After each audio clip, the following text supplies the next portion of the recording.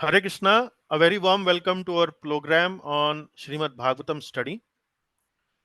Today we are going to start a new canto. This is canto number 2. We will start from chapter number 1, verse number 1. Today we will try to understand a little bit about canto number 2 and brief overview of canto number 2, not a very detailed overview. Very briefly, we will discuss what is the content in this canto and verses number 1 to 11 in the whole canto in general. Although there are other parts also are considered to be very important. So there are other parts also in canto number 2 which are considered very important, but these verses 1 to 11 in this particular canto are considered to be very important. And this is regarding the topic of this chapter as given by Srila Prabhupada in his commentary is appearance of Srila Shukdev Goswami. Overall, this is our 52nd class, and let us start the class by doing the Mangalacharan prayers. So Mangalacharan prayers, Rakeshji, I think it was meant for Vanaja Mataji, but I think she's not there in the class. So I anyone? will do, Prabhuji. Okay, please continue. ॐ अज्ञानतिमिरन्धस्य ज्ञानञ्जनशलाकया चक्षुरुन्मीलितं येन तस्मै श्रीगुरुवे नमः। श्रीचैतन्यमनोभीष्टं स्थापितं येन भूतले स्वयं रूपः कदा मह्यं ददाति स्वपदान्तिकं। वन्देऽहं श्रीगुरोः श्रीयुतपदकमलं श्रीगुरून् वैष्णवांश्च श्रीरूपं साग्रजातं सहगण रघुनाथान्वितं तं सजीवं साद्वैतं सावधूतं परिजनसहितं कृष्ण चैतन्य देवं श्री राधा कृष्ण पादान् सहगण ललिता श्री विशाखान्वितांश्च। हे कृष्ण करुणा सिन्धु दीनबन्धो जगत्पते गोपेश गोपिका कान्ता राधा कान्ता नमोस्तुते। तप्त कांचन गौरांगी राधे वृंदावनेश्वरी वृषभानुसुते देवी प्रणमामि हरिप्रिये। वाञ्छाकल्पतरुभ्यश्च कृपा सिन्धुभ्य एव च पतितानां पावनेभ्यो वैष्णवेभ्यो नमो नमः। जय श्री कृष्ण चैतन्य प्रभु नित्यानंद श्री अद्वैत गदाधर श्रीवासादि गौर भक्त वृंद। हरे कृष्ण कृष्ण कृष्ण हरे हरे राम हरे Ram Ram Ram Hare Hare. Okay, very Om nice, Prabhuji. NaMo Please भगवते continue. वासुदेव ओम नमो भगवते वासुदेवाय। ओम नमो भगवते वासुदेवाय। ओम नमो भगवते वासुदेवाय। नारायणं नमस्कृत्य नरं चैव नरोत्तमं देवीं सरस्वतीं व्यासं ततो जयमुदीरयेत्। नष्टप्रायेषु भद्रेषु नित्यं भागवत सेवया भगवत्योत्तम श्लोके भक्तिर्भवति नैष्ठिकी। कृष्णाय वासुदेवाय देवकी नंदनाय च नंद गोपकुमाराय गोविंदाय नमो नमः। हरे कृष्ण प्रभु। Hare Krishna, Prabhuji. Very nicely recited all the prayers. Now we will move to the next part of our class, which is the recap of the previous class. So previous class exactly was the 51st class was the overview of Canto 1. So we are not doing the recap of that class, but we are doing the recap of the 50th class, the class before that. And for that, I would like to invite our colleague, my colleague, Manish ji. Manish Hare Prabhu? Krishna. Prabhu. Yes, Prabhuji. Yeah, Over to you. yeah, yeah. Hare Krishna to all the devotees.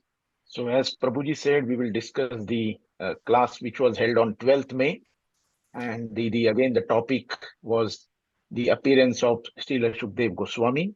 So, this is the last chapter in the canto number 1, and we are discussing the verses from 21 to 40. Yeah. So here again we are talking about Maharaja Parikshit, who has been cursed and he is going to die. So the verse number 21 talks about that all the sages are waiting. Yeah, they are all assembled, and then Parikshit Maharaj graces them, and the sages decided to wait until Maharaja Parikshit will return to the supreme planet. So Parikshit Maharaj congratulated all the sages and showed the desire to hear Krishna Katha because he has only few days remaining there before he is going to die. Yeah. So verse number 23, which talks about now Maharaja Parikshit again praises the sages assembled from all parts of the universe. Everybody has been assembled there, and they also want to hear the Krishna Katha. So again, Parikshit Maharaj praises them, and the sages are naturally inclined. So they are all good sages who are actually inclined to do good things and has no other interest other than in this life or in next life.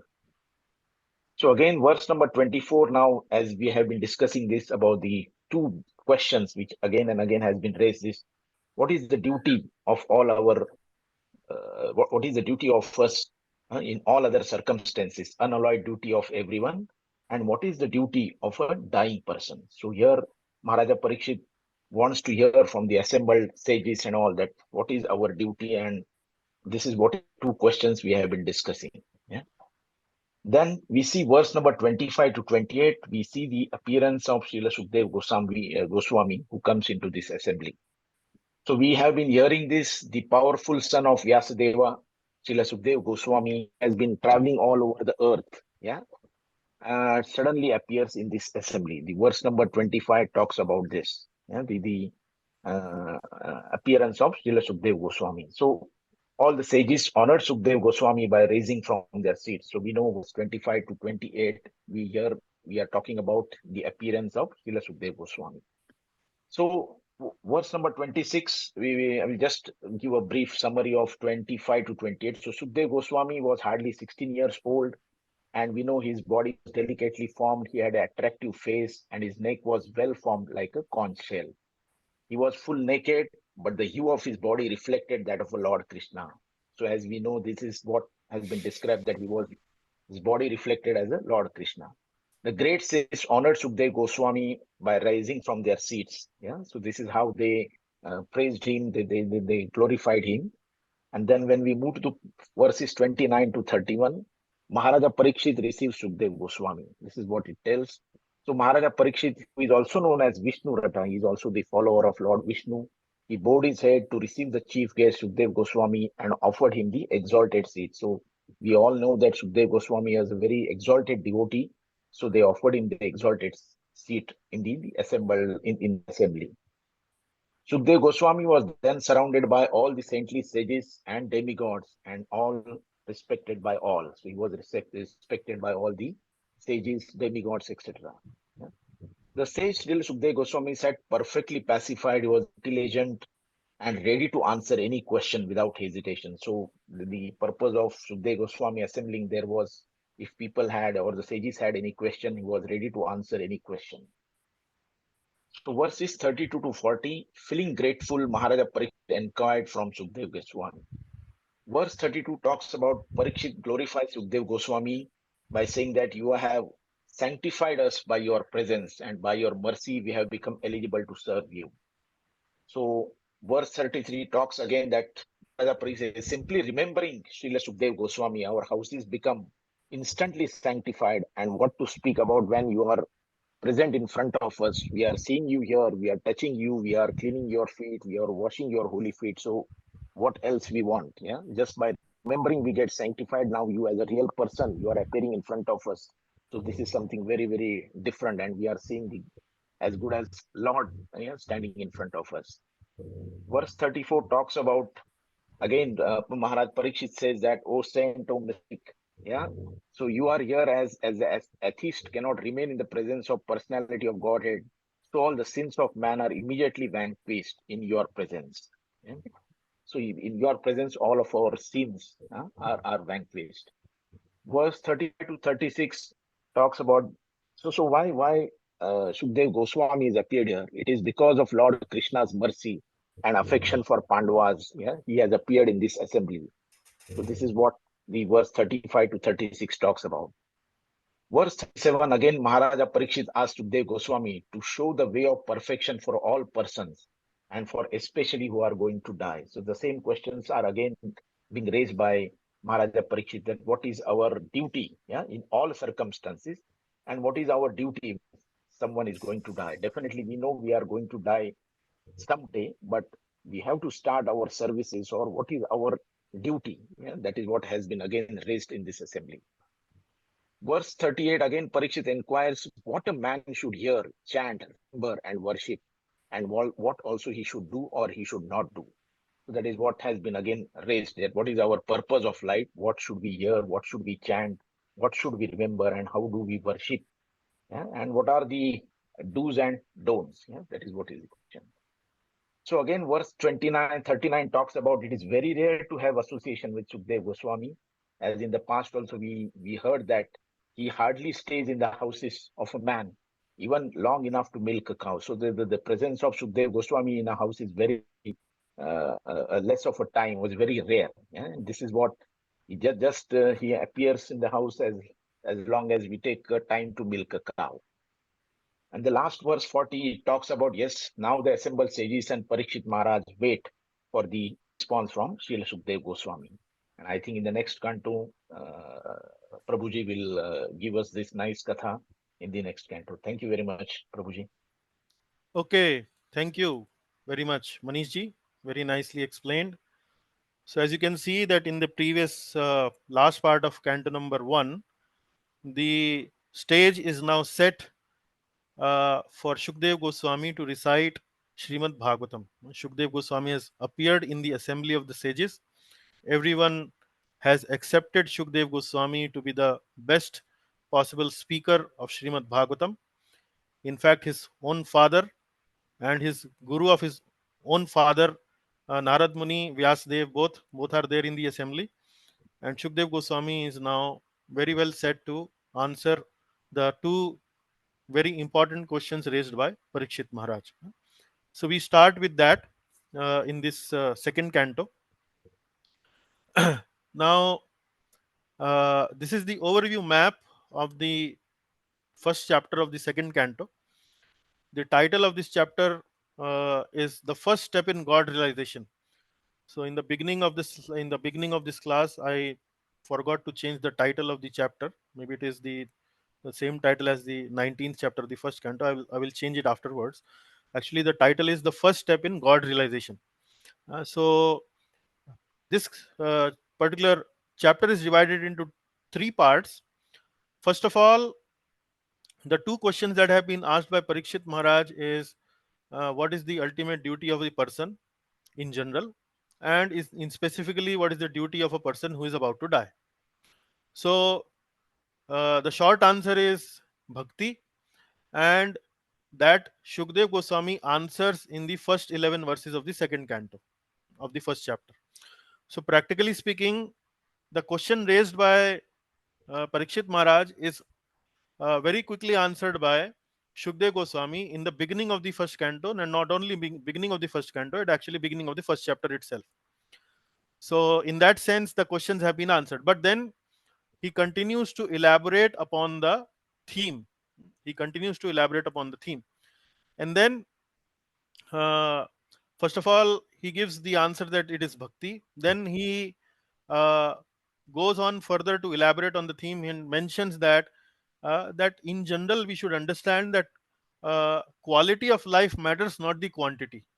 You can continue to live for very long, but if that life is devoid of bhakti, it is useless. But if you live only for a short duration, however the life is full of devotional service, it is still much more worthwhile compared to the other option, other alternative. And then, since there were a lot of sages who had come in the assembly were mainly Ashtang yogis, so Shukdev Goswami decides to elaborate upon the process of Ashtang yoga for attaining liberation. Later on, he will give his final verdict uh, between Ashtang yoga and Bhakti yoga and other processes. Later on in this canto, where he will say that among everything else, Bhakti actually is the topmost. So, like this, the first chapter of canto number 2 is arranged. But before we dive into the detail of each of these verses of the first canto, let me also give you a little glance of canto number 2 as a whole in one single slide. So we are not going to discuss in elaborate detail about canto 2, but just to give you a 5-minute overview, a bird's eye overview of what we can see in canto number 2. So when we bifurcate this canto number 2, we can bifurcate in three particular sections. First three chapters is about superiority of bhakti. As you can see, the theme already starts from the beginning of the first chapter, as I discussed short while ago. Superiority of bhakti, this theme continues for 1, 2, and 3, the three chapters. Then in chapter number 4 to 7, you will find that the process of creation. So far, we have studied in our previous classes about Karnodakshay Vishnu, Garbhodakshay Vishnu, and Shirodakshay Vishnu. So we understood in the first canto that these are the Purush avatars. And when we discussed about Purush avatars, we understood that this avatar of the Lord, this incarnation of the Lord, is mainly related to creation of world, material world.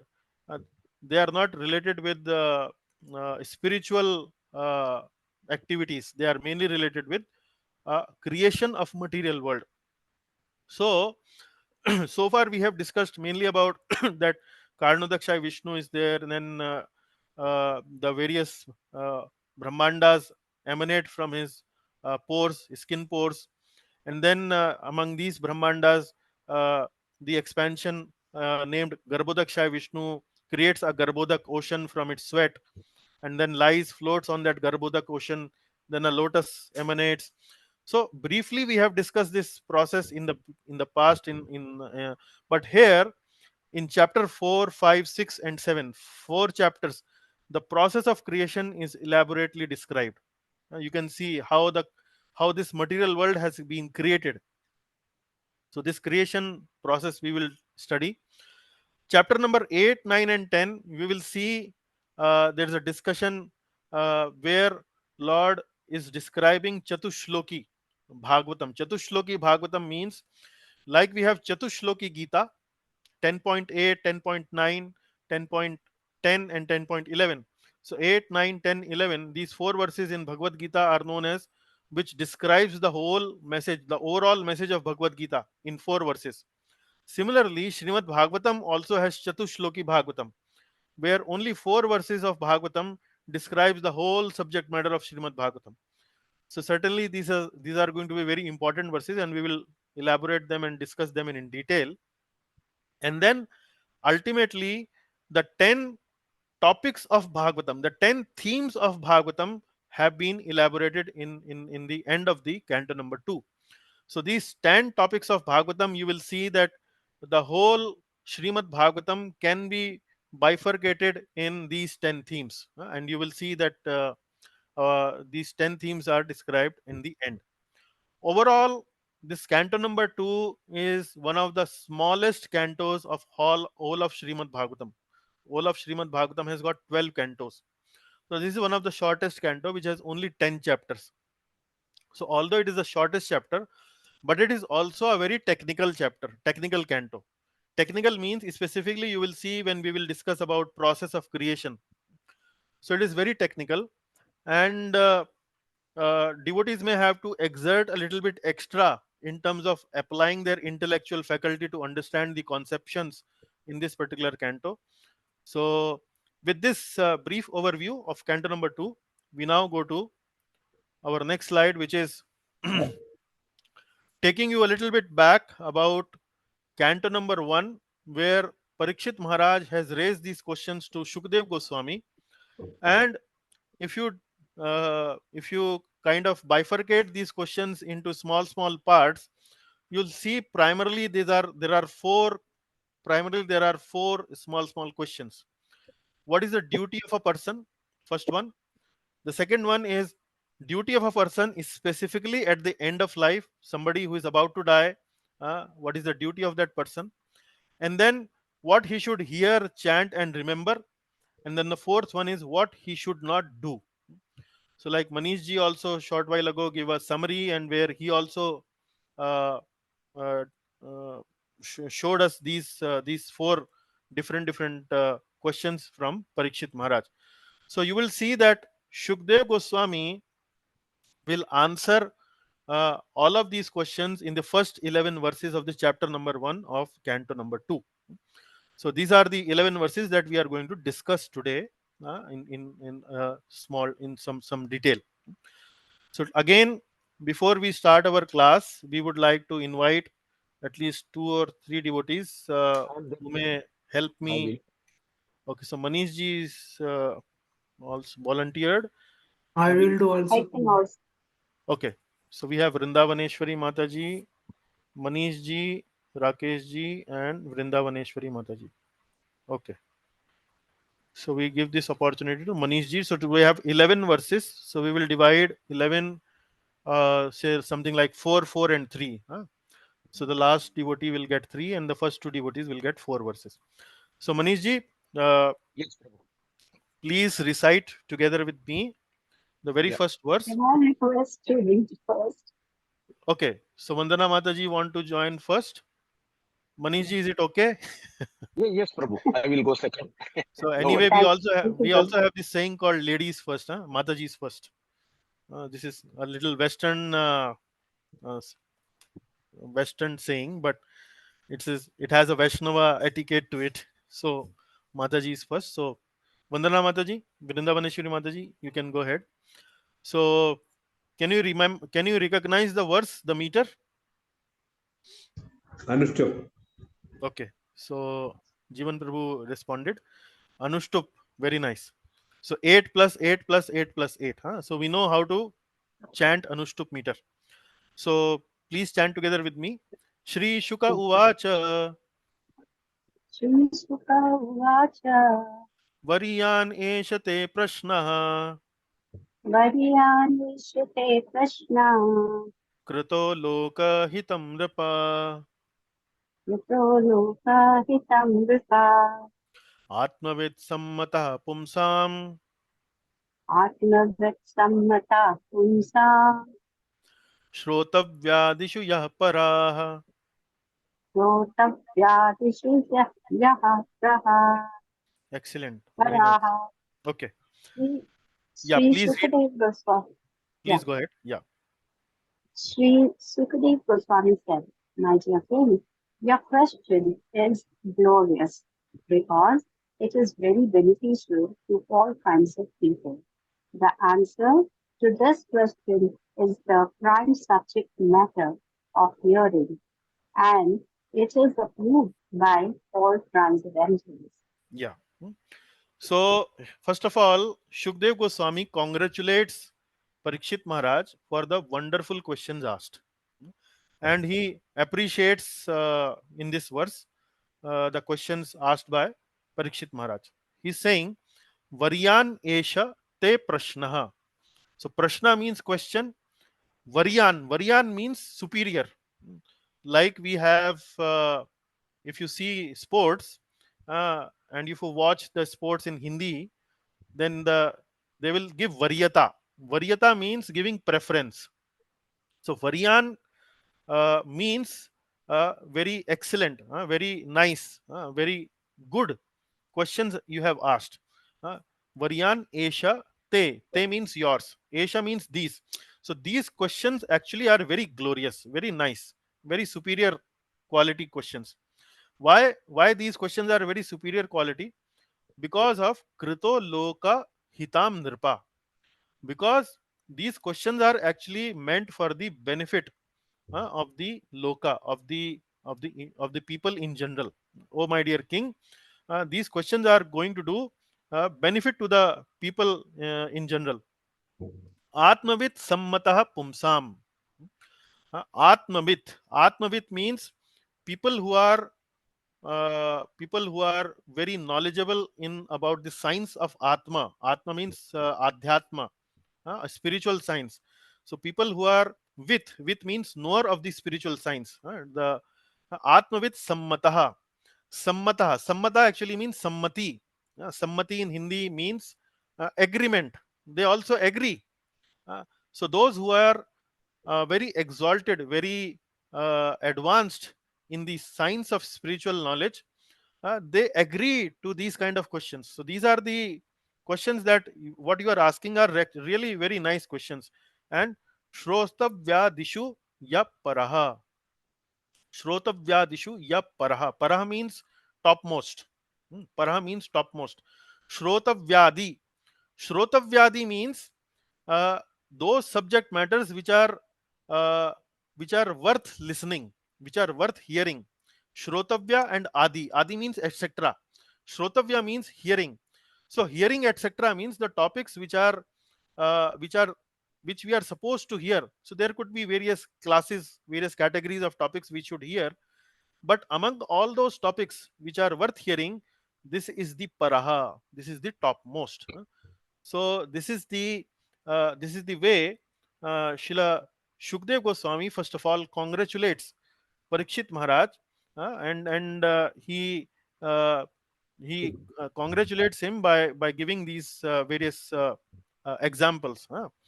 So in the purport, Srila Prabhupada writes that questions about Lord Krishna are wonderful, are always wonderful.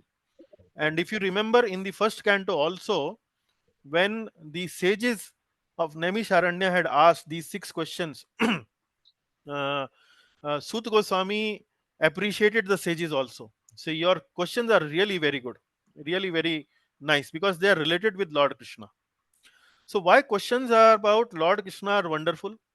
Can anyone from the audience, can anyone from the assembled devotees give an answer to that? Why the questions about Lord Krishna are wonderful? What is so different about questions about Lord Krishna? Any thoughts?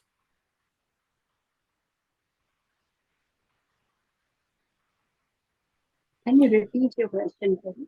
What I'm saying is, here Prabhupada ji in the purport is saying that questions about Lord Krishna are always wonderful. So although Parikshit Maharaj is not referring directly to Lord Krishna in his questions, but ultimately these questions are going to lead us to discussion about Lord Krishna. Yes. So Srila Prabhupada is trying to explain why Yes. questions about Lord Krishna are wonderful, or why discussions about Lord Krishna are wonderful. So Because, any response from yeah. the audience? Yeah. It's a transcendental literature. Hmm. Yeah. Okay. So Uh, what is so special I, about transcendental literature? I think it Has it will give anything to us do with Yeah, one by one, Prabhuji. Maybe Jivan Prabhu, you can respond. Yeah. has anything to do with the transcendental lecture? Tattva Visargo Janatag Vipravo. Yeah, Yasti yeah, Pratishtotam Apadda yeah, yeah. Vajjatavi. So transcendental Sambuddhi. literature, I got the point. Yeah. Okay, Vrindavaneshwari Mataji, you want to say also? You want to elaborate yes. or say It something else? will establish our these questions will give us sambandha jnana. What Hmm. is our relation with the Krishna? Okay. Okay. What will happen with the Sambandh Gyan? What are we supposed to do with this Sambandh Gyan? Entertain Then ourselves? we we will be established in our swarup. Hmm. Okay. Once this knowledge is acquired, Hmm. then we can be established in our real nature. Real nature, yes. Actually, the reason that Prabhupada is given, so what Jivanji has mentioned about transcendental literature, and Vrindavaneshwari Mataji also is saying something about Sambandha Gyan and getting situated in our nature and so on. Ultimately, what Prabhupada is giving is something very similar, or I would say in one word, he's saying that because discussion about Lord Krishna can provide us transcendence. Transcendence means we can cross over the material existence by discussing topics about Lord Krishna. Say, some people may say that if we discuss about Spider-Man, that the stories about Lord Krishna in Srimad Bhagavatam or in general sound very similar to stories of Spider-Man, Superman, Batman, and so on. They sound very fantastic. They sound very, I would say, adventurous. They sound very exciting. They sound very supernatural, isn't it? But there is a difference. Stories about Lord Krishna and say a story about Spider-Man, Batman, although the nature sound very similar, they are fantastic. They are very supernatural, sound very uh, exciting. But discussing about Lord Krishna can provide us transcendence. Transcendence means we can cross over the material existence and go to the spiritual existence, because remembrance about Lord Krishna, uh, uh, Krishna consciousness actually can take us away from this material world to the spiritual world. And this is the very much theme of Srimad Bhagavad Gita, chapter 4, verse number 9. Janma karma cha me divyam evam yo veti tatvatah tyaktva deham punarjanma naiti mameti suarjuna. So Lord Krishna in this verse is saying that my birth and my activities or Divyam. So Divyam is the Hindi translation or say Sanskrit translation for the word transcendence. Transcendence. So if you are looking after transcendence, if your goal is transcendence, you want to cross over this material existence, then you need to be serious about the topics of Lord Krishna. So, and in the purport, Srila Prabhupada also compares the topics of Lord Krishna to Ganga Jal, to the holy water or the water of river Ganga. And he compares this with Ganga Jal. But actually, if you read that description where he compares it with Ganga Jal, it is actually a verse from 10th canto, first chapter, 16th verse. So, Vrindavaneshwari Mataji, earlier you were supposed to recite 3 verses, now you get the 4th verse also. So, please recite this with me. Yes. Vasudev कथा प्रश्नः Vasudeva Tata Krishna पुरुषां स्त्रीन् पुणातिः Purusham Strin Punatihi वक्तारं पृच्छकं श्रोत्रं Bhaktaram Prachakam Stotram तत्पाद सलिलं यथा. Tatpadam Salilam Yatha. Excellent. Now please The, read the translation. Yeah. the Ganges emanating from the toe of Lord Vishnu purifies the three worlds, the upper, the middle, and the lower planetary systems. Similarly, when one asks questions about the pastimes and characteristics of the Lord, Vasudeva, Krishna, three varieties of men are purified. The speaker, the preacher, he who inquires, and the people in general who listen. Very nice. So you see here, Vasudev Katha Prashna. So here, Shukdev Parikshit Maharaj is asking Prashna. He is asking question. So Vasudev Katha Prashna. Purusham Strin Punati hi. So Trin means three. So Punati means purify. Purushams means people. So if somebody asks a question about Vasudev Katha, actually it purifies three kind of people. What are those three kind of people? Vaktaram. Vaktaram means the Vakta. Vakta means the speaker or the preacher. Prachakam. Prachakam means the person who has prach, who has done the prashna, who has asked the question.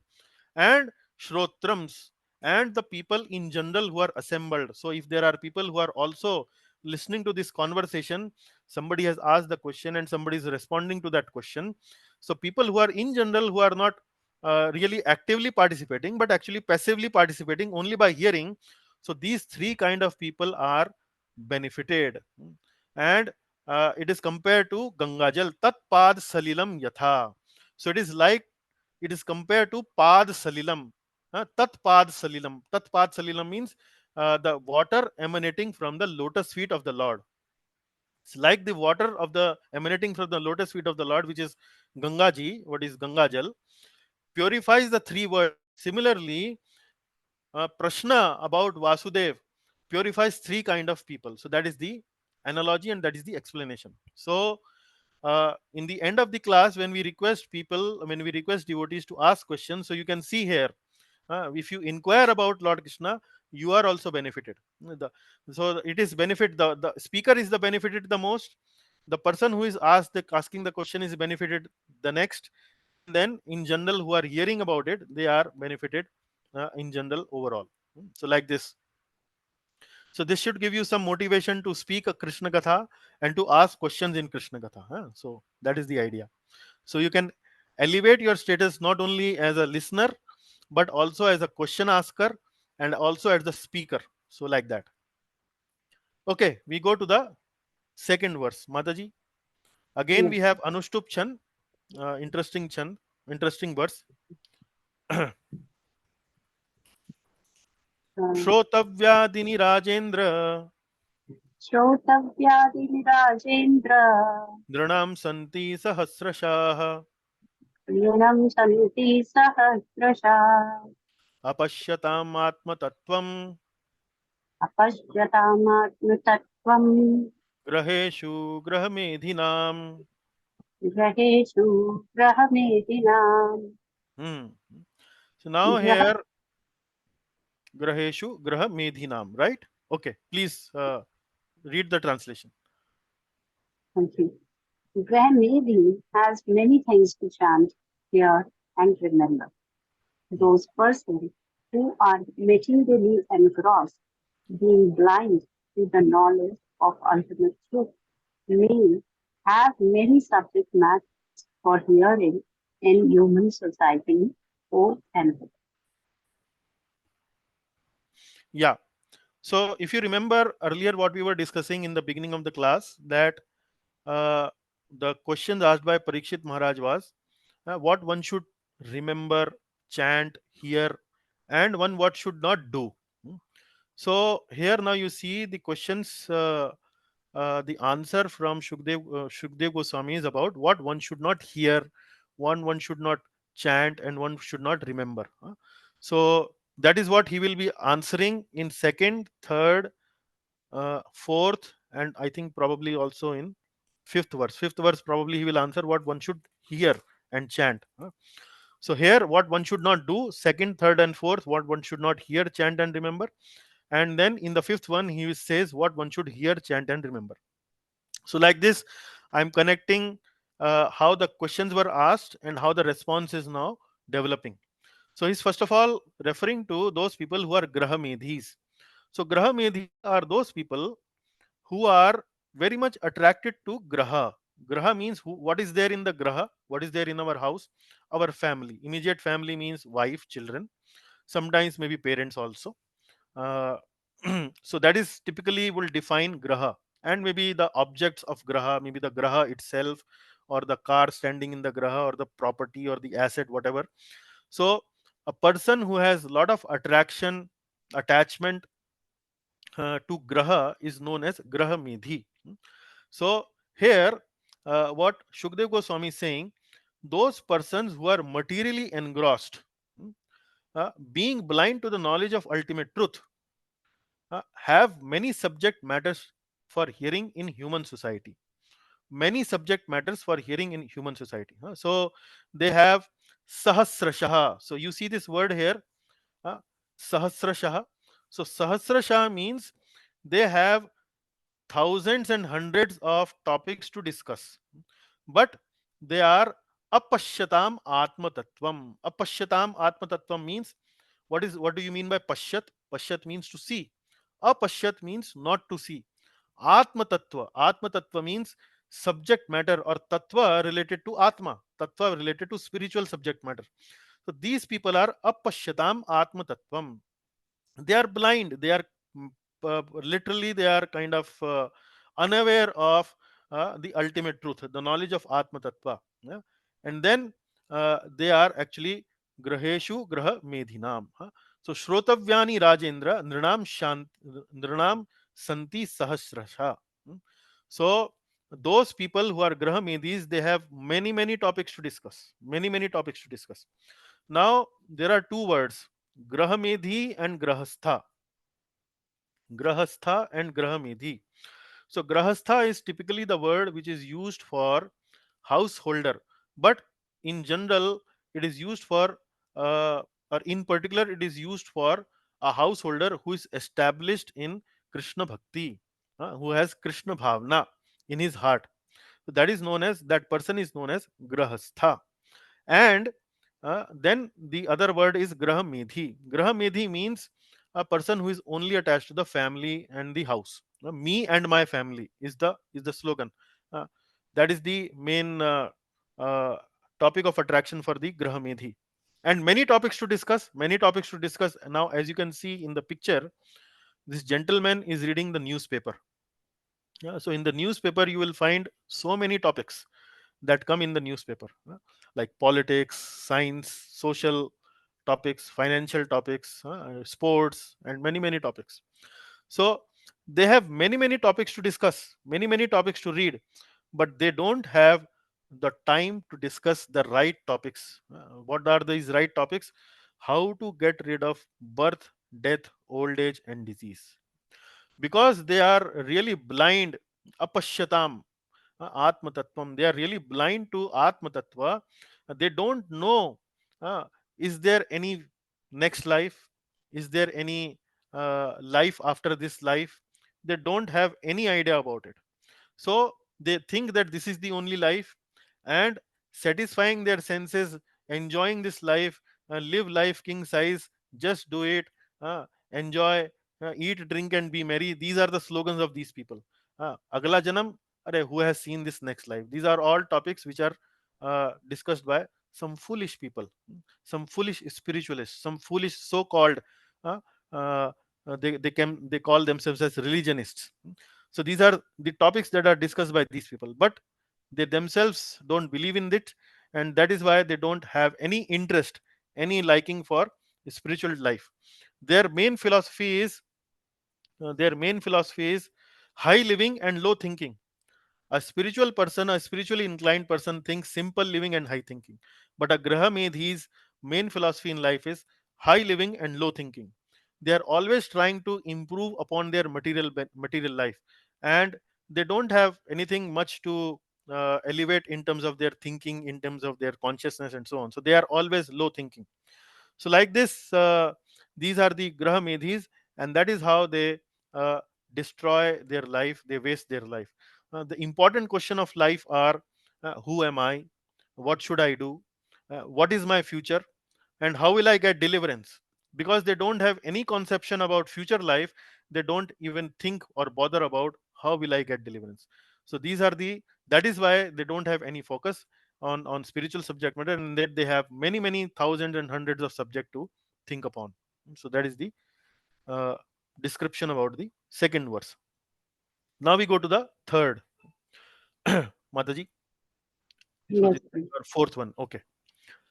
So nidraya hriyate naktam Nityaya Harite Raktam व्यवायेन व्यवायेन च वावयाः Vyavayena Chavayaha Vaya दिवाचार्थे हया राजन् Vivachatiya Rajan कुटुम्ब भरणेन वा.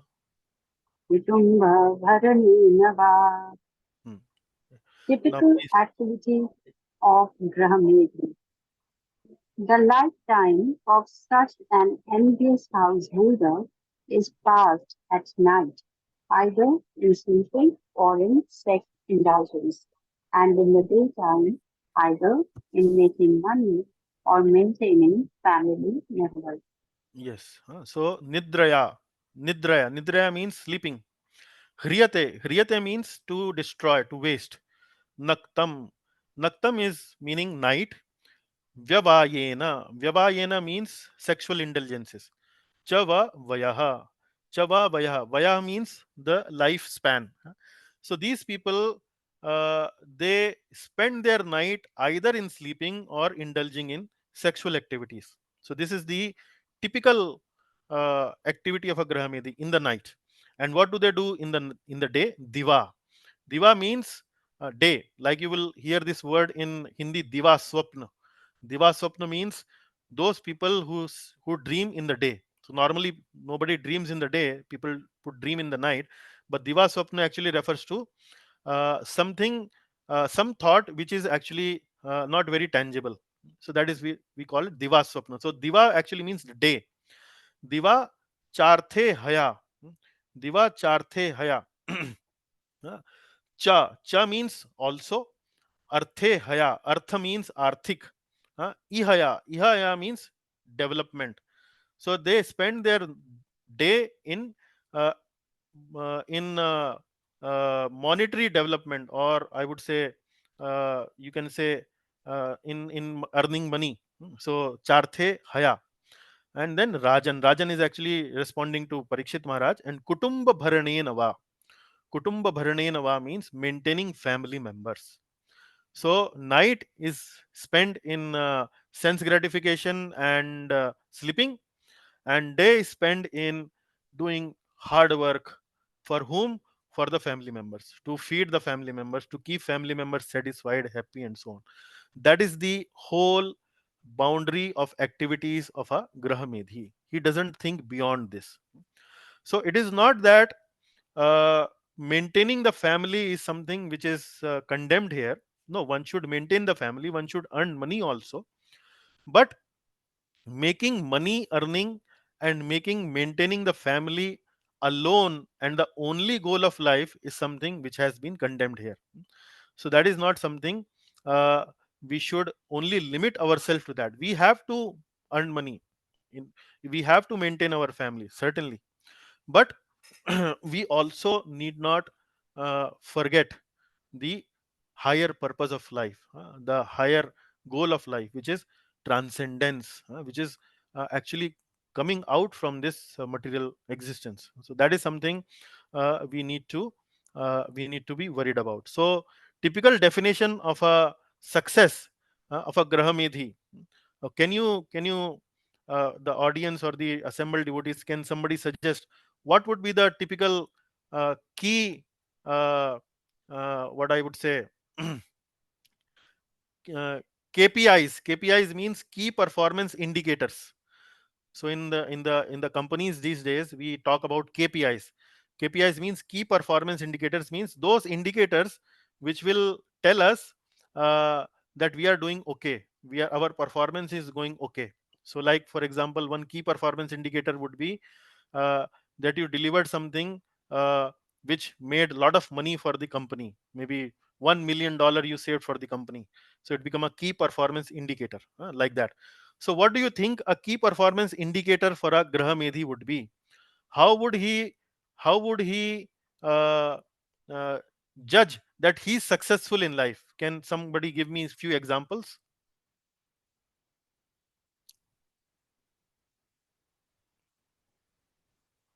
Okay, I will start maybe. Hare Krishna In, Prabhu.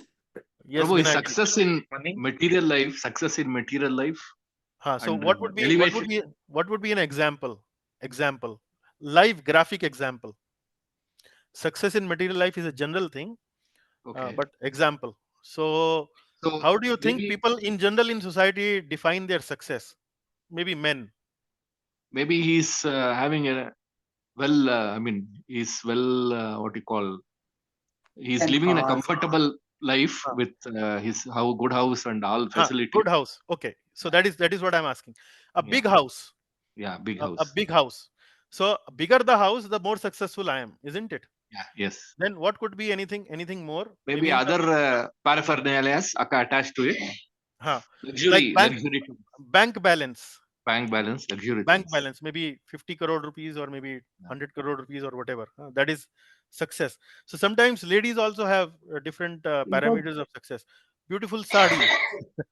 my yeah, sari my sari good is worth wife, 50,000. My obedient son. yeah, my sari is 50,000 rupees, or maybe my jewelry is worth 10 lakh rupees worth of diamond in it. So I'm a little more successful than my neighbor, like that. Vrindavaneshwari Mataji were also mentioning few things. Yeah, I was saying a good wife, Hmm, obedient son, hmm, correct. money, Yeah, salary, yeah. or maybe good Maybe business. beautiful wife, or maybe handsome husband, or maybe a well-paying job. I'm working in a very advanced multinational uh, conglomerate, and so on. Or maybe I'm having a government job with the first class service and so on. I'm working in a prime ministerial office, and I'm an IAS officer and so on. So these are some of the key performance indicators of success for a grahamedhi. So I hope you can identify how a grahamedhi thinks. What is the mentality of a grahamedhi? So we have discussed about this in our Updeshamrit classes also, about what are these things. So let us now move to the fourth one. So we invite now Rakesh ji for reciting the fourth verse. Ji. Who me? I will like to do that. Second one. Okay, okay. Yeah, Manish ji, sorry. Okay, Manish ji. Yes, sir. Thank you, Prabhu, for reminding me. Yes, Prabhu. No, no. Yeah. देहापत्यकलात्रिद् देहापत्यकलत्रादिष्व Dehapatya Kalatridishva very nice Ah, आत्मसैन्येष्व असत्स्वपि Atma आत्मसैन्येष्व Sanneshva Asatshvapi Very nice. Atmasenneshva satsvapi. Atmasanneshva Asatsvapi. Satsvapi Asatsvapi. Very nice. Tesham pramotto Asatva nidhanam. Tesham Pravittamo Nidhanam Pashyannapi na pashyati. Pashyannapi na Pashyati. Okay. So, Persons okay. devoid of Atma Tattva. Oh, sorry. Please go ahead. Persons devoid of Atma Tattva do not inquire into the problems of life, being too attached to the fallible soldiers like the body, children, and wife. Although sufficiently experienced, they still do not see their inevitable destruction. So, a very graphic verse, and again elaborating upon the mentality of a Grahamidhi. People who are blind to the Atma Tattva. Deha apatya kala deha deha apatya kalatra adishu. So if you see the first line of this verse, deha apatya kalatra adishu. So deha means body, apatya means children, kalatra means wife, and adishu means etc. Adi. Hmm. So body, children, and family. Hmm. So the person who is Grahamedhi, who is devoid of the knowledge of Atma Tattva, is mainly uh, engrossed in these three activities, in mainly three these faculties. Deha means body, uh, apatya children, kalatra is Same wife, thing. his Usually wife, eight. and he considers them, Truth, truth. and he considers all of them as Atma Sanneshwa. Sanneshwa means soldiers. Atma Sanyeshwa means they are my soldiers. They are my army. So, uh, Asatsu api means forgetting that they are asat. Asat means they are actually also fallible. So, what Shukdev Goswami is trying to explain in these first two lines is that person who is a Grahamidhi, he is always looking at his deha, his own body, and his children and his family, his wife, his probably his parents, etc. Mainly he's as Atma Sanyeshwa, his soldiers. Soldiers means he tried to conquer the problems of life using these faculties. Faculties means their family members and his own body. He thinks that because he has these family members could be extended family members also, maybe relatives, maybe friends, maybe some a person or a relative sitting in a very high position in the society. So he thinks that because of his body, which is very gifted, he's very intelligent, he's very powerful, he's very knowledgeable, he's very uh, resourceful. Because of his body, because of his family members, immediate family members, or maybe extended family members, he can solve all the problems of life. He can solve all the problems of life. But this person forgets that everything that he's relying his dependence upon is actually fallible, will be destroyed with the course of time, with the duration of time. Everything that he's thinking, his faculty, his resources will be destroyed. Deha patya kaladrishva atma senneshva asatsva means they are actually fallible, they are destroyed, with the passage of time. Then tesham pramatto nidhanam, uh, pashyam api na pashyati.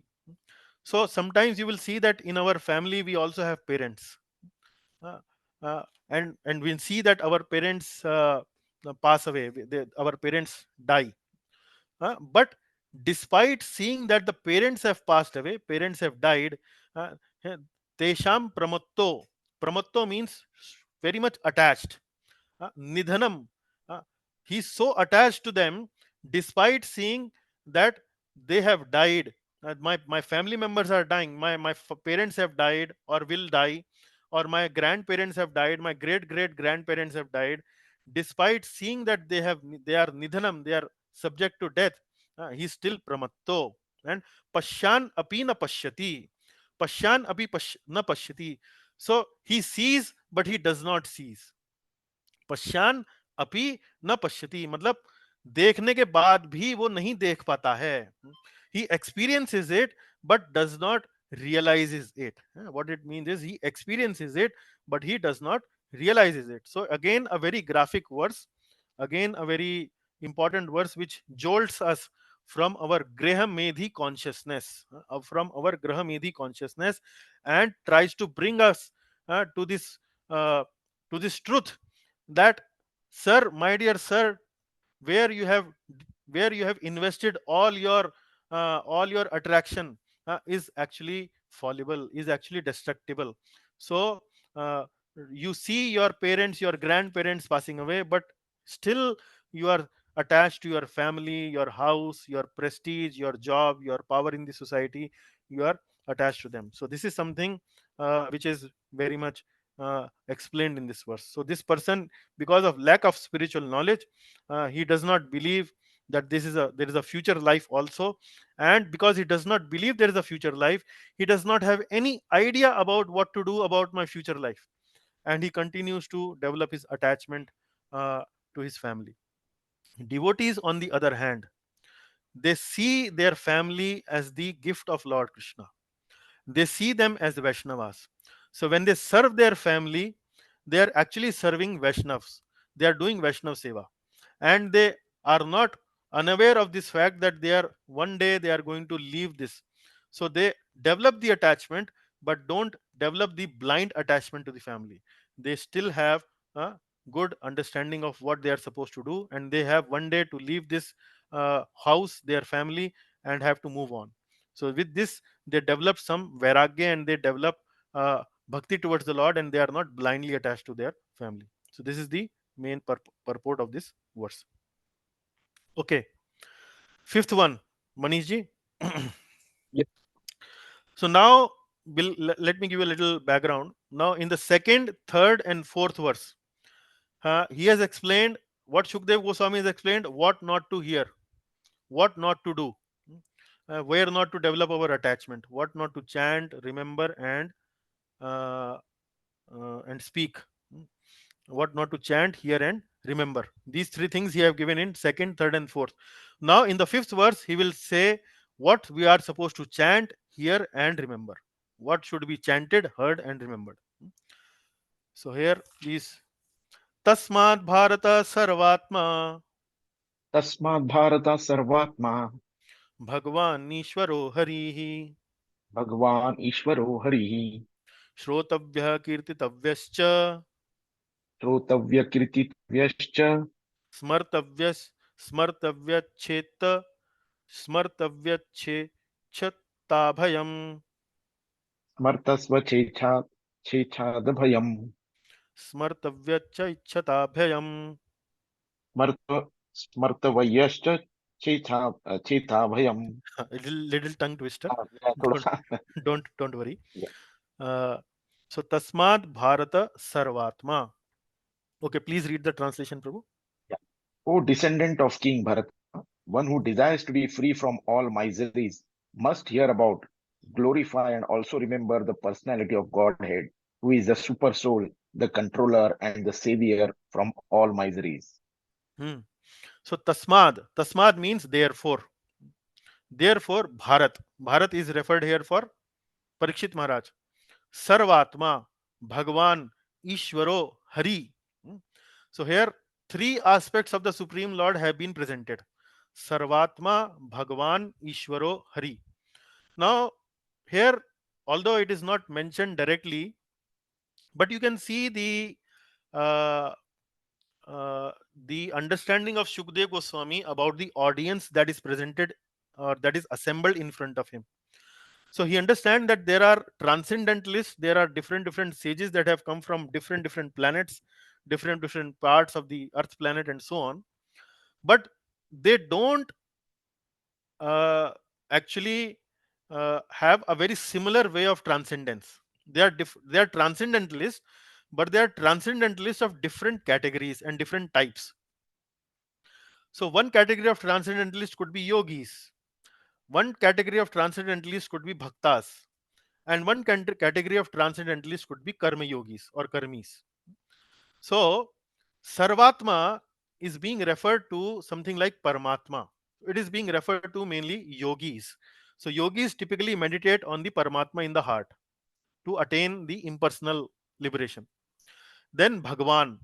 Bhagwan is something which is mainly the devotees who are who could be referred to who are mainly engrossed in the worship of Supreme Lord Krishna or Bhagwan, or in the form of the Lord, all opulent form of the Lord. Bhaga means opulence and Van means the possessor. So one, that person who is possessor of all the opulence, that is Bhagwan. And Ishvaro means controller, like we study this Ishopanishad. So Ishopanishad means study of somebody who is Ishvara, who is the controller. So Ishvara typically is referred to the material world, where the everything is being controlled by the Lord. So Ishvara means the controller. Controller means if we worship this God, then he will give us this benefit. So because he's a controller, we need to worship him because he will give us something. So we worship Bhagwan mainly to develop attachment and develop love for the Lord, and we worship Paramatma mainly to develop impersonal liberation. So that is why Sarvatma, Bhagwan, Ishvaro, Hari. So these three aspects of the Supreme Personality of Godhead has been mentioned in this recitation by Shukdev Goswami, mainly because he's addressing to the assembly of sages where all category of transcendentalists have been assembled. So they are yogis, they are devotees, and they are probably karma yogis also. Karma yogis also.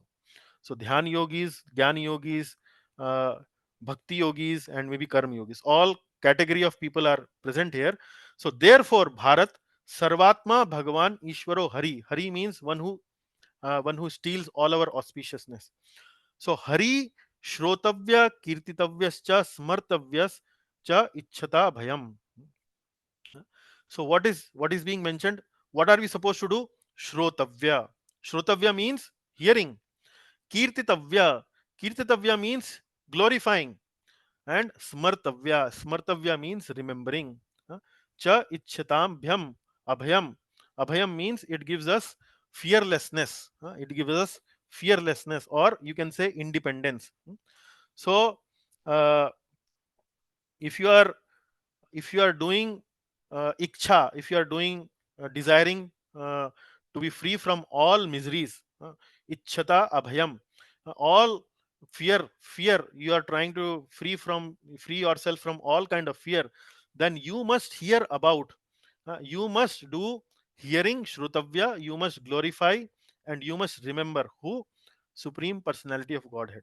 So Hari, that is what it is being mentioned. So ultimately, Shukdev Goswami is giving you the answer what you should chant, hear, and remember. So, how many limbs of bhakti do we remember? Smaranam, Kirtanam, Smaranam, Pad Sevanam, then Dasyam, Sakhyam, uh, Atma Nivedanam. Like that, there are 9 limbs of bhakti. So, here Shukdev Goswami is giving 3. So, you can see in among the 9 limbs of bhakti, these 3 are most important. Later on, as you will see that verse number 6, 7, 8, 9, 10, 11, you will come to know that which is the most important. I mean, even among these 3, you will come to know what is the most important. Shrotavya, Kirtitavya, Smartavya. So these 3 are very important. So if we do Shravan, then we will be able to perform Kirtan also. And when we are able to do Shravan and Kirtan, what we will be able to do, we will be remembering the Lord. So that is something which is being mentioned here. So I hope that is clear.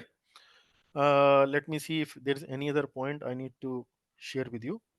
Uh, yes, one more point. So, as I was mentioning, Sarvatma, Bhagwan, and Ishvaro. So, Sarvatma is something to related with Paramatma, which is related with Dhyan yogis. Bhagwan is mainly related to Bhaktas, and Ishvaro is mainly related to Karmis. So, whichever category you are, ultimately, what you need to do is Shrotavya, Kirtitavya, Smartavya, Hari. Even if you are yogi meditating on the Paramatma in the heart, ultimately you need to uh, Shrotavya, Kirtitavya, Smartavya, Hari. For devotees, they are already doing it. And even for Karma yogis or Karmis, again the same three activities are supposed to be done: Shrotavya, Kirtitavya, Smartavya. So Karma yogis could actually also be classified as the follower of Varnashram Dharma. So if you are following your Varnashram Dharma like Kshatriya or Grahastha, ultimately you need to come to this platform of Shrutavya, Kirtitavya, Smartavya, like that. Okay, now we move to the next one, sixth one. Hmm. So Prabhuji, are you ready? Yes, Can we yes, chant Prabhu. the sixth one also? Okay. एतावान् सांख्य योगाभ्याम एतावान् संख्य योगाभ्याम स्वधर्म परिनिष्ठया स्वधर्म परिनिष्ठया जन्मलाभ परं पुंसाम् जन्मलाभ परम पुंसाम् अन्ते नारायण स्मृति. अन्ते नारायणां स्मृति. हाँ, अन्ते नारायण स्मृति. अन्ते नारायणा स्मृति. So here, The highest, okay, please sorry. read, please read. Yeah. Highest perfection of human life achieved either by complete knowledge of matter and spirit, Sankhya, by practice of mystic powers, yoga, or by perfect discharge of occupational duty, karmi, is to remember the personality of Godhead at the end of life. Yeah. So actually, I discussed this or briefly mentioned to you in the explanation of the previous verse itself. But you can see how the fifth one and sixth one are closely related. So here he's saying etavan, etavan. Etavan means all this. All this means Sankhya, Yoga, and Swadharma. Sankhya comes from the word Sankhya.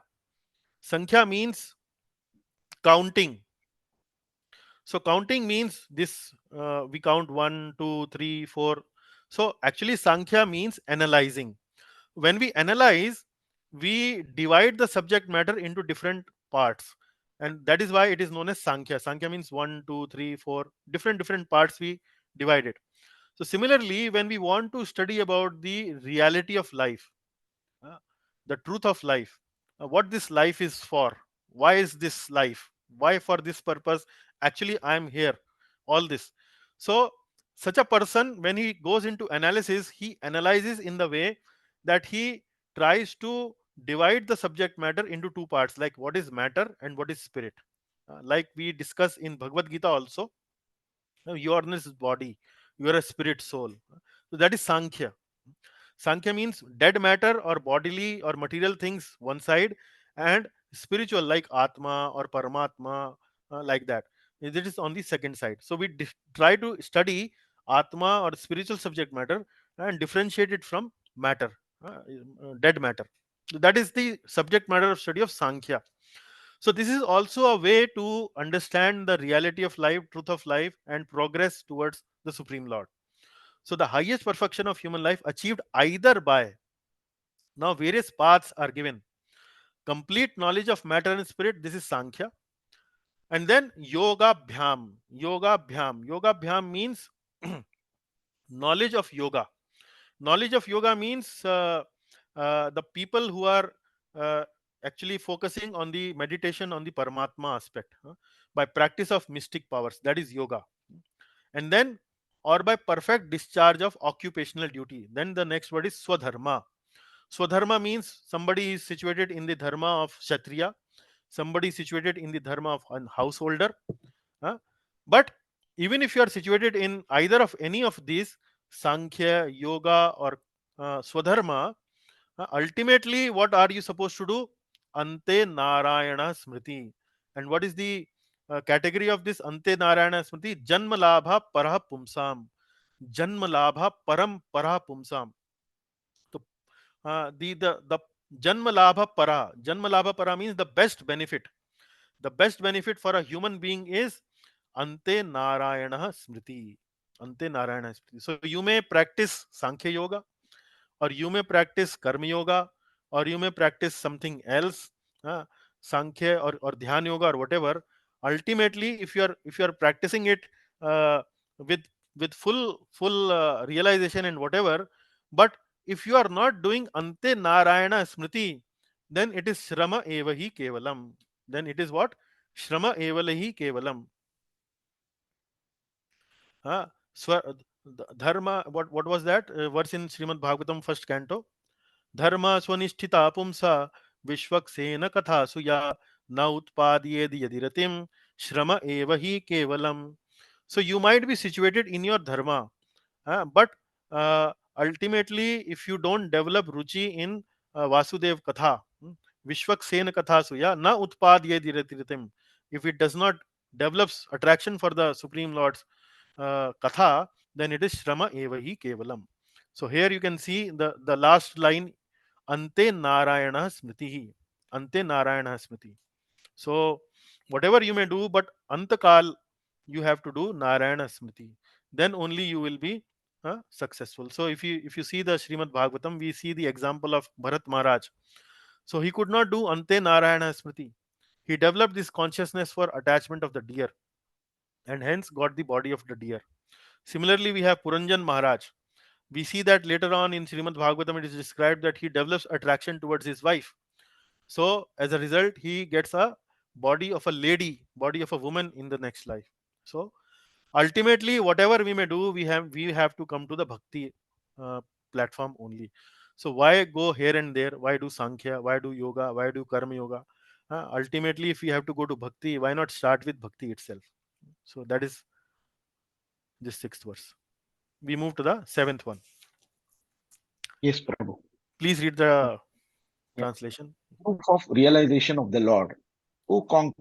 King Parikshit, mainly the topmost transcendentalists who are above the regulative principles and restrictions, take pleasure in describing the glories of the Lord.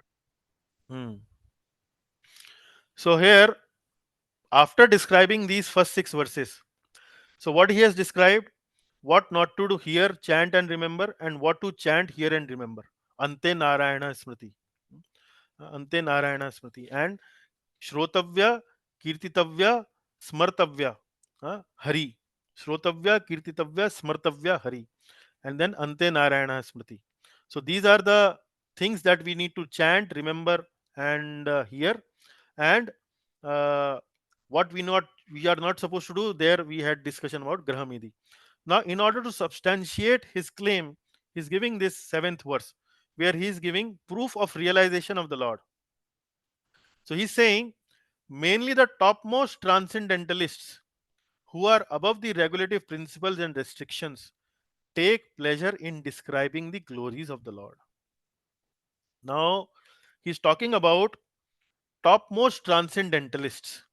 So again, you can see Parikshit Maharaj is addressing the assembly, keeping in mind that there could be class of people in the assembly who will fall in this category, topmost transcendentalist.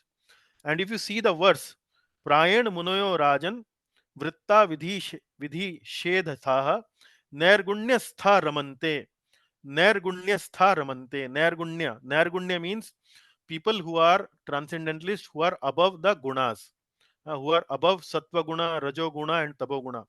So people who are above rajo guna, tamo guna, and sattva guna, they don't have uh, any vices, any indication of lust, anger, greed, pride, illusion, envy, lag pi. Lust, anger, greed, pride, illusion, envy.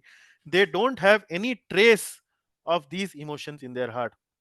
So because they don't have any trace of these vices, these six defects, then they are above regulative principles and restrictions. So why do we have principles and restrictions in our life? Because we are subject to all these six vices: lust, anger, greed, pride, illusion, envy. That is why we try to bound our life in these principles. But people who are above these six vices, they don't have to follow any rules and regulations. So nairgunyastha ramante.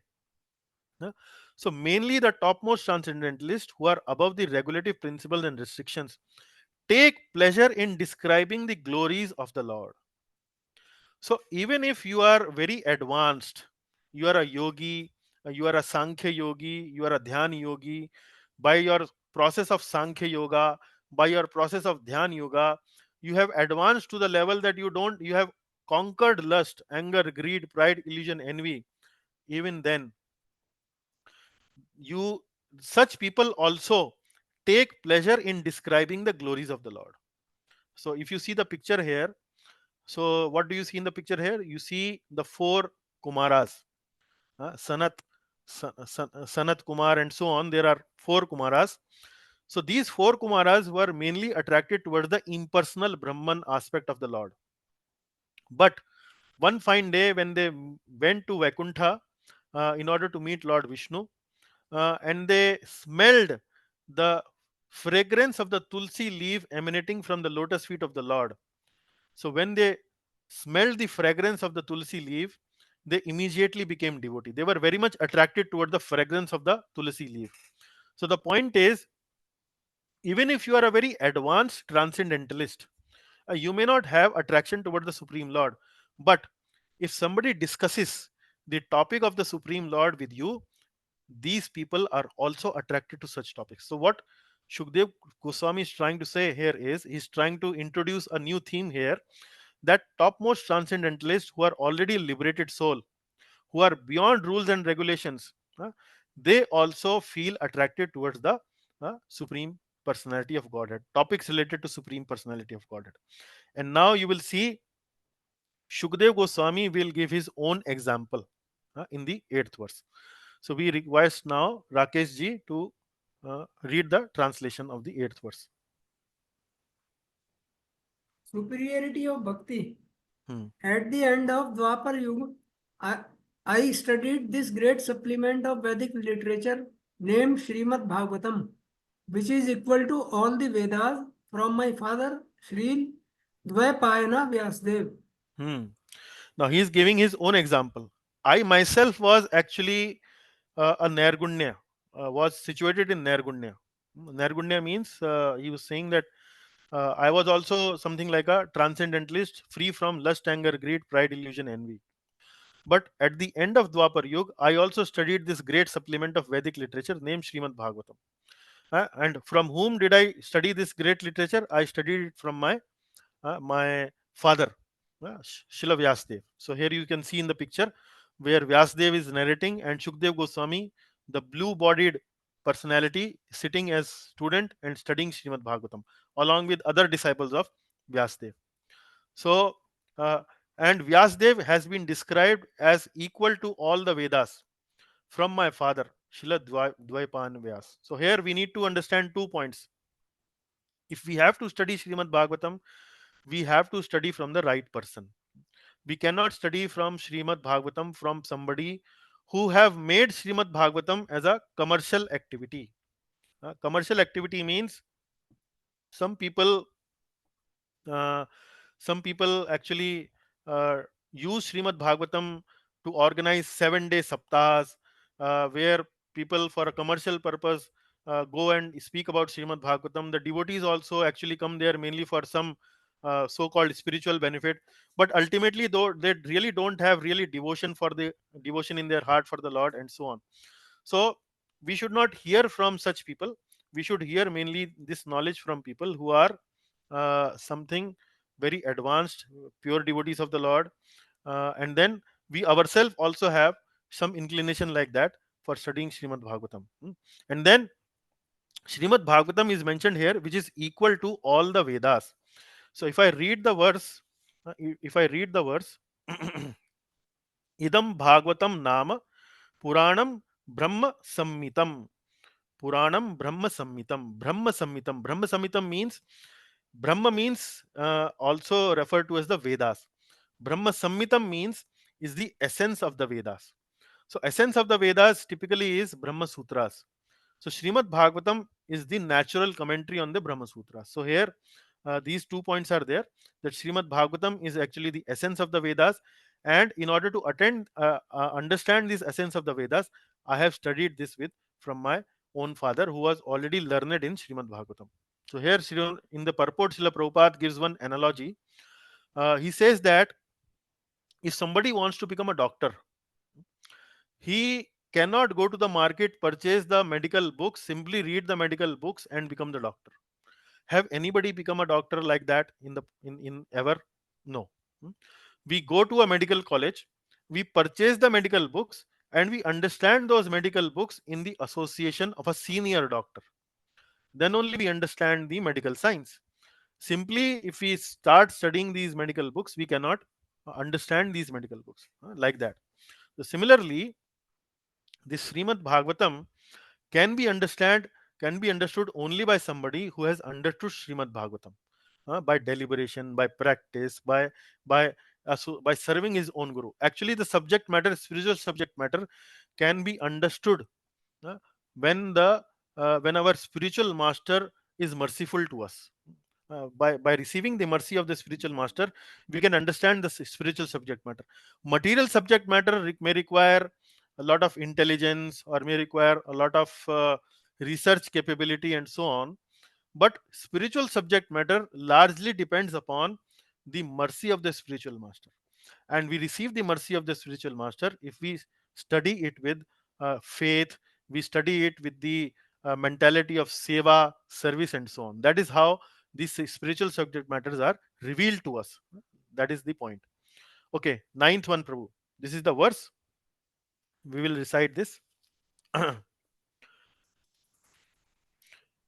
Parinishthitopi nirgunya परिनिष्ठितोऽपि नैर्गुण्य uttama shloka leelaya उत्तमश्लोकलीलया grahita cheta rajarshe गृहीतचेता राजर्षे आख्यानम yadadhitavan.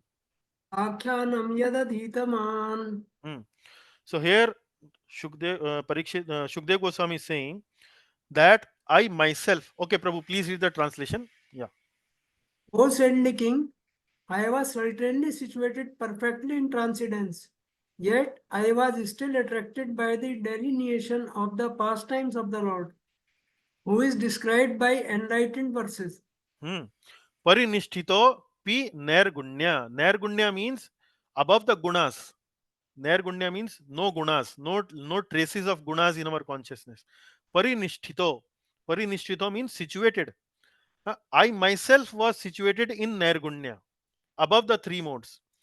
And then Uttama Shloka Leelaya Grahita Cheta Rajashe. Grahita Cheta means attracting. My attention was attracted to O Raja, O King, Akhyanam Yad Adhitwan. Uttam Shloka Leelaya. Uttam Shloka Leelaya means the topics related to Uttam Shloka. Uttam Shloka is referring to the Supreme Lord. Uttam Shloka means that Supreme Lord whose glories are described with choicest of verses. So that personality is known as Uttam Shloka. So I myself, who was situated in Nirgunya, in transcendence, who was above these three modes of material nature, was also attracted towards the topics of the Lord. Uttam Shloka Leelaya, who is described by the enlightened verses. So I was also attracted. So he's giving his own example. Shukdev Goswami is giving his own example that I myself was attracted.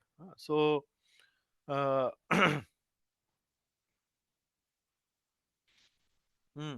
what does it suggest? So, Shukdev Goswami's attraction towards the topics of the Supreme Lord indicates that if somebody of the caliber of Shukdev Goswami, who is situated in Nirgunya, he is also getting attracted towards the topics of the Supreme Lord, that indicates that the topics of the Supreme Lord are even more superior to uh, uh, uh, the impersonal Brahman realization. So those devotees who are situated in Nirgunya, they are liberated soul. On leaving their body, they will actually get liberation. So they already are liberated soul. But those people who are already liberated are also attracted to the topics of the Supreme Lord, indicates that Bhakti Yoga is actually superior to the impersonal liberation. That is what it indicates. So, attraction of Supreme Lord's topic means they are divine in nature, and they are neither inactive, or they are neither impersonal in nature. So, that is what Prabhupada mentioned in the purport. Okay, we go to the 10th verse, Prabhu. Tadaham te abhidhasyami अहं देहविधास्यामि महापौरुषिको भवान महापौरुषिको भवान् यस्य श्रद्धातामाशु यस्य श्रद्धतामाशु Syanmukunde matihi sati. Syanam mati sati. Hmm. So here, please read the translation. That very Srimad Bhagavatam I shall recite before you, because you are the most sincere devotee of Lord Krishna. One who gives full attention and respect to hearing Srimad Bhagavatam achieves unflinching faith in the Supreme Lord, the giver of salvation. Hmm. Tad aham te bhi dhasyami. Now I will narrate to you. Mahaporishiko Bhavan. Bhavan means you. It's a pronoun. It's a respectful pronoun, like we have in Hindi aap. In pronoun could be two types: aap or tum or tu. Tu is very casual. Tum means a little more formal, but aap means full of respect. So Bhavan actually is the pronoun full of respect. Tad aham te abhidhasyami mahaporishiko Bhavan. Bhavan means a very respectful, a very exalted devotee, Mahaporishiko, a very exalted devotee of the Lord. I will now narrate to you that same topic of Srimad Bhagavatam. Yasya Shraddha Dhatam, Ashu. uh, because you will hear the topic of Srimad Bhagavatam with full Shraddha, with full respect, with full attention. And uh, this topic is related about Syan Mukunda Mati Sati. And after hearing this topic, Ashu means quickly. Syan means, today also we had discussed this verse 2.16 from the first canto. Here you would remember Syan Mahat Sevaya Vipraha. So again the same word has come, Syan. Syan Mukunde Mati Sati. Syan means made possible. Ashu here, the word Ashu in the third line indicates very quickly. So Mukunde Mati Sati, Krishna consciousness. You can develop Krishna consciousness very quickly. It will be made possible. The development of Krishna Bhakti or Krishna consciousness or Krishna Bhavana will be very, very fast if you discuss and if you listen to these topics. Yasya Shraddha Dhatam, Ashu, your Shraddha, your faith in Krishna uh, will become very fast. Syan Mukunde Mati Sati, like that. So this is what he's saying, that it will develop very fast if you deal with these topics. So here again Shukdev Goswami is saying that uh, in order to develop devotion for the Lord, in order to develop God consciousness, the best way is to hear Srimad Bhagavatam. So if you hear Srimad Bhagavatam, which is full of topics about the Lord and the Lord's devotees, then Ashu Syan Mukunde Mati Sati. Very quickly, you will develop this faith, this Krishna Bhakti uh, in your life. So that is what the 10th verse is trying to say. Now we go to the 11th verse. So far, in some of these verses, you have discussed uh, Smartavya, Shrotavya, Kirtitavyascha. Shrotavya, Kirtitavya, Smartavyascha. So hearing, remembering, and uh, speaking and chanting of about the Lord, about the glories of the Lord. Here, you might think which is the topmost. Here you will see which is the topmost. 11th verse. So please recite with me, Prabhuji. Etan nirvi Vidyamananam Etan Vidyamananam Ichchatam Akrutah Bhayam Chitamakuto Bhayam Yoginandrapanirnitam Yoginam Rapnirnitam Harer Namanukirtanam. Harer Namanukirtanam. Harer Namanukirtanam. So this is the defining line in this verse. Please read the translation. O King, constant chanting of the holy name of the Lord after the ways of the great authorities is the doubtless and fearless way of success for all, including those who are free from all material desires, those who are desirous of all material enjoyment, and also those who are self-satisfied by dint of transcendental knowledge. Hmm. So what I discussed just before this verse, there were three ways out of 9 processes of bhakti, there were 3 which were identified by Shukdev Goswami in, I think, verse number 5. Among these 3, you will see that the kirtan part is the best. The kirtan part could be divided into several categories: kirtan of the Lord's pastimes, kirtan of the Lord form, and kirtan of the Lord's names. So among kirtan, among shravan, and among smaran, the kirtan is supposed to be the best. And within kirtan also there are 3 categories, and in within these three categories, what is the best? Chanting of the holy names of the Lord. Harer Nam Anukirtanam. Harer Nam Anukirtanam. Now you can see in Srimad Bhagavatam it is very clearly described. Harer Nam Anukirtanam. So, O king, constant chanting of the holy name of the Lord after the ways of great authorities. Anu Kirtanam. So, it is not simply Kirtanam, it is Anu Kirtanam. Anu Kirtanam means under the guidance, under the direction of the superiors. Under the guidance and the of the superiors.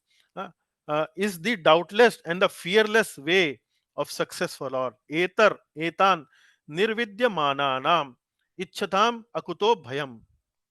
So Nirvidya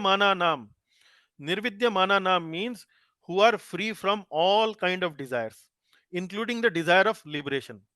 Ichchatam akuto bhayam. And ichchatam means those who are desirous of all kind of material activities or material possessions. Ichchatam. And akutah abhayam. Akuta bhayam, yogino. Yogino means who are desirous of impersonal liberation. So there are 3 categories: uh, nirvidyamananam, and ichchatam, and akuto bhayam yoginam. So there are 3 categories. So nirvidyamananam means pure devotees. They don't have any desire, no desire even for liberation. Ichchatam means those who have lot of material desires, and akuto bhayam yoginam means those who have desire for impersonal liberation. So whatever category you may be in, then uh, Nirnitam means this is the definite most way of achieving success. And what is that? Harer Nam Anu Kirtanam. Constant chanting of the holy name of the Lord uh, is the greatest way of getting success, which is transcendence. So that is what Shukdev Goswami is explaining in this verse. So if you read the purport by Srila Prabhupada, Prabhupada has also described in the purport about the glorification of the chanting of the holy name, and in particular, he has elaborated upon the 10 offenses against the chanting of the holy name. So we will take those 10 offenses in our next class. We will briefly summarize those 10 offenses. So with that, we will conclude our class. So you can see that these 11 verses are very, very important part of second canto of Srimad Bhagavatam. The rest of the part is a little faster, we can move. Large part of this first chapter is about a list, how a person in transcendence can actually uh, meditate upon the universal form of the Lord. That is what is in the rest of the chapter. But you can see these 11 verses are very important. So any questions we can discuss now. All glory to Srimad Bhagavatam, all glory to Srila Prabhupada. Thank you very much. So in the next Hare class, Krishna Prabhuji. yes, Rakesh ji. Yeah. Prabhuji, in the beginning, there were